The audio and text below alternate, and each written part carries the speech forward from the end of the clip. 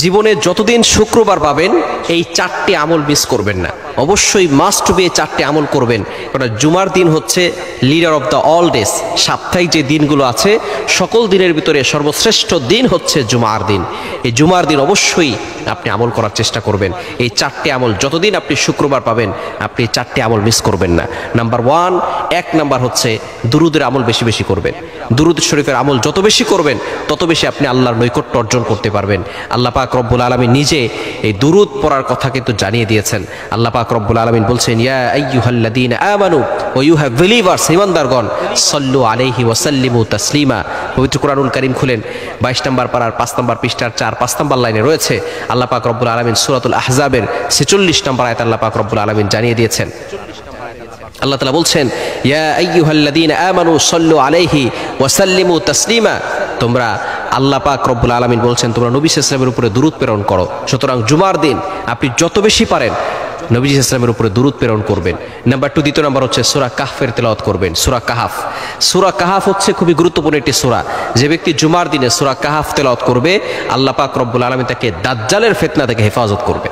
কেন imagine that? আপনি কল্পনা করতে পারছেন? দাজ্জালের ফিতনা হচ্ছে ভয়ঙ্কর ফিতনা। নবীজি সাল্লাল্লাহু আলাইহি ওয়াসাল্লাম শুধু নন, সকল নবীরা এই দাজ্জালের ফিতনা থেকে বাঁচতে তার উম্মতদেরকে সতর্ক করেছেন।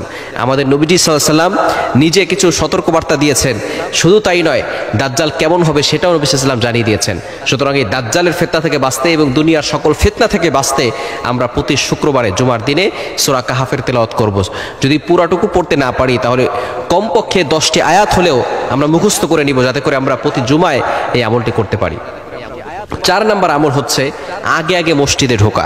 আগে আগে মসজিদে গেলে একটা উট সর্বপ্রথম যে যাবে একেবারে খতিব সাহেবের সামনে বসবে, কারোর সাথে কথা না বলে খুতবা শুনবে, আলোচনা শুনবে, নামাজ পড়বে, তাহলে আল্লাহ পাক রব্বুল আলামিন তাকে একটি উট কুরবানি করার সওয়াব দান করবে। এরপরে যে যাবে তাকে একটি গরু কুরবানি করার সওয়াব দান করবেন। এরপরে যে যাবে তাকে একটি বকরি কুরবানি করার সওয়াব দান করবেন। এভাবে আস্তে আস্তে মুরগি, তারপরে ডিম কুরবানি করার সওয়াব, অর্থাৎ ডিম দান করলে যে সওয়াব হয় সেই সওয়াব আল্লাহ পাক রব্বুল আলামিন তার আমলনামায় দিয়ে দিবে। এজন্য মসজিদে আগে আগে যাওয়ার চেষ্টা করবেন। এবং এত ফজিলতপূর্ণ হাদিস আমি আর পাইনি।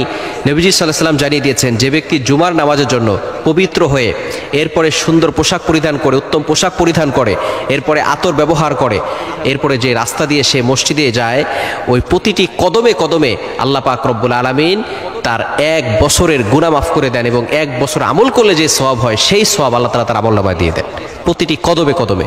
এবার চিন্তা করেন, একটু আগে আগে মসজিদে আসলে সওয়াব কম হবে না বেশি হবে? আসতে পারবো তো ইনশাআল্লাহ? আল্লাহ তাআলা আমাদের সকলকে তাড়াতাড়ি মসজিদে আসার তৌফিক দান করেন। এবং 4 নাম্বার হচ্ছে দোয়া করা। জুমার দিন দোয়া বেশি বেশি করবেন। কিছু কিছু সময় আছে যে সময় দোয়া করলে দোয়া কবুল হয়, বিশেষ করে জুমার নামাজের পরে। এরপরে খুতবা, 2 খুতবার মাঝখানে যখন বসে ওই সময়টা, খতিব সাহেব যখন বসবে ওই সময়টা দোয়া করবেন। বিশেষ করে ইমাম আবু হানিফা রাহমাতুল্লাহি আলাইহির বিশুদ্ধ মত হচ্ছে জুমার দিন আসরের নামাজের পরে মাগরিবের পূর্বে দোয়া করলে দোয়া কবুল হয়। এই সময়টা বেশি বেশি দোয়া করার চেষ্টা করবেন, অবশ্যই আপনার দোয়া কবুল হবে। আমরা অনেক সময় হতাশ হয়ে যাই যে আমার দোয়া কবুল হচ্ছে না কেন, আমার দোয়া কবুল হচ্ছে না কেন। আপনি আল্লাহর প্রতি ভরসা রাখেন, অবশ্যই আপনার দোয়া কবুল করবেন। এই জন্য জুমার দিন এই 4টি আমল মিস করবেন না। যতদিন বাঁচবেন এই 4টি আমল করবেন। আল্লাহ তাআলা আমাদের সকলকে আমল করার তৌফিক দান করে।